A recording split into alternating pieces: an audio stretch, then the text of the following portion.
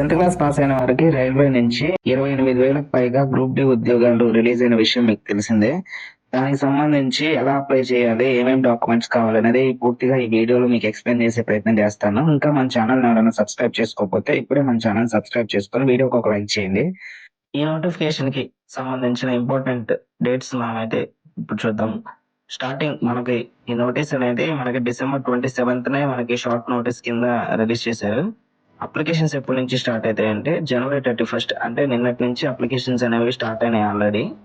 Closing date మనకి ఎప్పుడు ఉండిద్ది అంటే March 2nd అప్లికేషన్స్ అనేవి క్లోజ్ అవుతాయి. మనకి ఒకవేళ అప్లికేషన్ అప్లై చేసి 2nd పేమెంట్ అనేది సర్వర్ ఇష్యూ వల్ల అవ్వలేదు అంటే మనం 4th వరకు పేమెంట్ అయితే చేసుకోవచ్చు. సబ్మిట్ అయిన అప్లికేషన్స్ వరకు మాత్రమే ఇది ఈ ఛాన్స్. ఒకవేళ అప్లికేషన్ లో ఏమైనా మిస్టేక్స్ ఉంటే దాన్ని కరెక్షన్ చేసుకోవడానికి మోడిఫికేషన్ విండో కూడా ఓపెన్ అవుతుంది.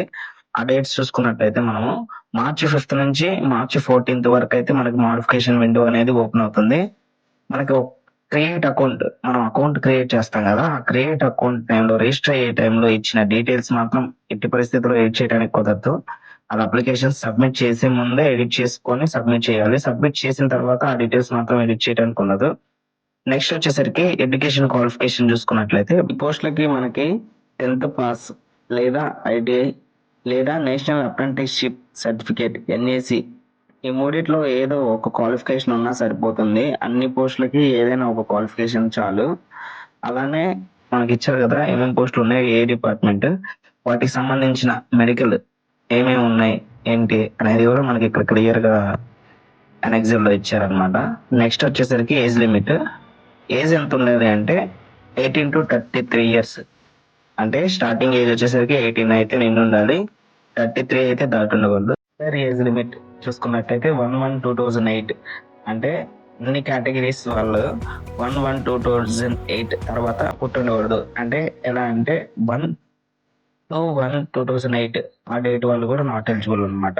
అప్పుడు ఏజ్ లిమిట్ చూసుకున్నట్లయితే OBC నాన్ క్రీమీ లేయర్ వాళ్ళైతే 33+3 36 years వరకు అయితే అప్లై చేసుకోవచ్చు. SC ST వాళ్ళైతే 33+5 years 38 years వరకు అయితే అప్లై చేసుకోవచ్చు. అలానే X service men with at least 6 months service after attestation.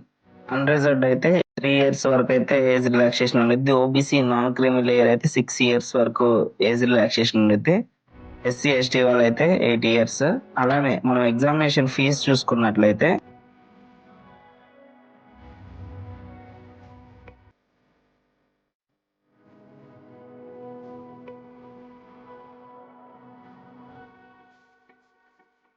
మనం CBTలో అపేర్ అయిన తర్వాత ఒకవేళ మనం CBTలో క్వాలిఫై అవ్వకపోతే మన అకౌంట్ కి మనకి రిఫండ్ చేసేస్తారు 400 అనేది.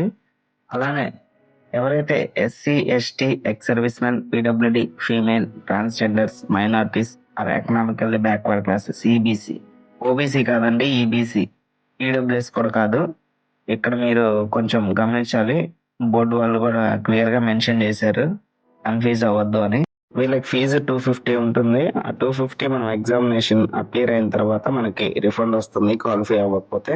రిక్రూట్మెంట్ ప్రాసెస్ ఎలా ఉంటుంది అంటే మనకి రిక్రూట్మెంట్ ప్రాసెస్ వచ్చేసరికి కంప్యూటర్ బేస్డ్ టెస్ట్ ఒకటి ఉంటుంది. ఆ టెస్ట్ క్వాలిఫై అయితే చాలు. మీకు నెక్స్ట్ ఫిజికల్ ఎఫిషియన్సీ టెస్ట్ ఉంటుంది, అది పెద్ద కష్టమే ఉండదు. తర్వాత డాక్యుమెంట్ వెరిఫికేషన్ DV ఉంటుంది. తర్వాత మెడికల్ ఎగ్జామినేషన్. మనకి మీరు కష్టపడాల్సిన వల్ల ఓన్లీ CBT వరకు కష్టపడితే చాలు, నెక్స్ట్ ఆటోమేటిక్గా ఈజీగా అయిపోతుంది. మీ కంప్యూటర్ బేస్డ్ టెస్ట్ ఎలా ఉంటుందంటే ప్యాటర్న్ ఎగ్జామ్ డ్యూరేషన్ వచ్చేసరికి 1.5 hour ఉంటుంది. దీంట్లో జనరల్ సైన్స్ ఎన్ని క్వశ్చన్స్ వస్తాయంటే 25 questions వస్తాయి. Mathematics 25, general intelligence and reasoning లో 30 వస్తాయి, general awareness and current affairs లో 20 వస్తాయి. టోటల్ 100 questions వస్తాయి. ప్రతి ఒక్క క్వశ్చన్ కి 1 mark క్యారీ చేస్తుంది 100 marks కి. అలానే దీంట్లో నెగిటివ్ మార్క్స్ కూడా ఉంటాయి, 1/3 నెగిటివ్ మార్కింగ్ అయితే ఉంటుంది. నెక్స్ట్ వచ్చేసరికి మనకి క్వశ్చన్స్ టైప్ అండ్ సిలబస్. మనకి క్వశ్చన్స్ టైప్ ఎలా ఉంటుంది, సిలబస్ ఏంటి అని ఇక్కడ ఇచ్చారు క్లియర్ గా. మనకి ఆబ్జెక్టివ్ టైప్ లో అయితే క్వశ్చన్స్ ఉంటాయి, మల్టిపుల్ చాయిస్. అలానే సిలబస్ మీకు ఇక్కడ నోటిఫికేషన్ లో మీరు చెక్ చేసుకోవచ్చు subject wise. Physical efficiency test PET గురించి చూసుకున్నట్లయితే మేల్ క్యాండిడేట్స్ కి, ఫీమేల్ క్యాండిడేట్స్ కి సపరేట్ గా ఉంటుంది. మేల్ క్యాండిడేట్స్ వచ్చేసరికి 35 kgs ఆఫ్ వెయిట్ని 100 మీటర్ డిస్టెన్స్ 2 minutesలో మోయాలని 1 ఛాన్స్లో. అలానే 1000 meters రన్ అనేది 4 minutes 15 secondsలో కంప్లీట్ చేయాలి. ఇది కూడా 1 ఛాన్సే ఉంటుంది, గమనించండి. 1 ఛాన్స్లో మీరు కంప్లీట్ చేయాలి, లేకపోతే డిస్క్వాలిఫై చేస్తారు. ఇంకో ఛాన్స్ అనేది మీరు ఎంత రిక్వెస్ట్ చేసినా ఇవ్వరు. బాగా ప్రాక్టీస్ చేయండి.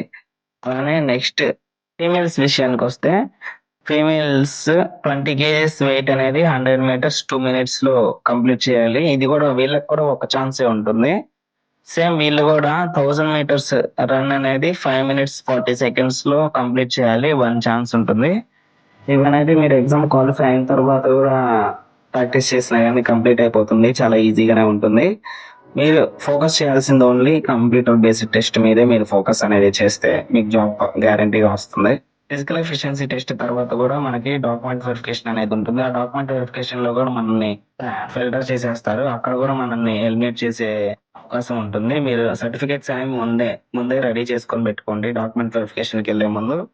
దాని తర్వాత మనకి మెడికల్ టెస్ట్ అనేది ఉంటుంది. మెడికల్ స్టాండర్డ్స్ మనకి హై లెవెల్ ఎలా ఉండాలి అనేది మనకి ఇక్కడ క్లియర్ గా ఇచ్చారు. పోస్ట్ తగ్గట్టు మనకి మెడికల్ స్టాండర్డ్ అనేది ఉంటుంది. A2 A3 B1 C1 అని. మనకి A2 అంటే జనరల్ ఫిట్నెస్, అన్ని ఫిజికల్ గా ఫిట్ గా ఉండాలి. డిస్టెన్స్ విజన్, ఐ విజన్ వచ్చేసరికి డిస్టెన్స్ విజన్ 6/9 వితౌట్ గ్లాసెస్. మిగతా అన్ని వితౌట్ గ్లాసెస్ 6/9. B1 అంటే 6/9 6/12 వితౌట్ గ్లాసెస్ ఉంటుంది. నియర్ విజన్ అన్ని చెక్ చేస్తారు మనకి ఐ టెస్ట్ లో. మనకి ఇది కంపల్సరీ పాస్ అవ్వాల్సి ఉంటుంది ఐ టెస్ట్ అనేది. నెక్స్ట్ వచ్చేసరికి మనం వేకెన్సీస్ గురించి తెలుసుకున్నాం. అసలు ఏ డివిజన్ లో ఎన్ని వేకెన్సీస్ ఉన్నాయి అనేది మనకి ఇక్కడ క్లియర్ గా ఇచ్చారు. ఇవన్నీ ఎక్స్ప్లెయిన్ చేయాలంటే వీడియో కొంచెం లెంతీ అయిపోతుంది. అందుకనే నోటిఫికేషన్ కింద డిస్క్రిప్షన్ లో ఇస్తాను, అక్కడికి వెళ్ళి మీరు చెక్ చేసుకోవచ్చు. వేకెన్సీస్ అనేది ఇదిగో ఇక్కడ చెన్నై, సికింద్రాబాద్ అలా ఇచ్చారు కదా. వేకెన్సీస్ అనేది మీరు ఏ డివిజన్లో అయితే అప్లై చేస్తున్నారో ఆ డివిజన్ సంబంధించి మీరు వేకెన్సీస్ చెక్ చేసుకొని ఏ పోస్ట్ ఎక్కువ ఉందో దానికి అప్లై చేసుకుంటే బెటర్ మీకు. ఇదిగోండి సికింద్రాబాద్ డివిజన్ అయితే ఇలా ఉన్నాయి. కేటగిరీ వైజ్ మీరు వేకెన్సీస్ చెక్ చేసుకొని అప్లై చేసుకోవడం మంచిది. ఇంకా మన ఛానల్ ఎవరైనా సబ్స్క్రైబ్ చేసుకోకపోతే ఇప్పుడే సబ్స్క్రైబ్ చేసుకోండి. Thank you for watching. ఇప్పుడే ఈ వీడియోకి ఒక లైక్ చేసి 10th పాస్ అయ్యి ఖాళీగా ఉంటున్న మీ ఫ్రెండ్స్ అందరికీ వీడియోని షేర్ చేయండి.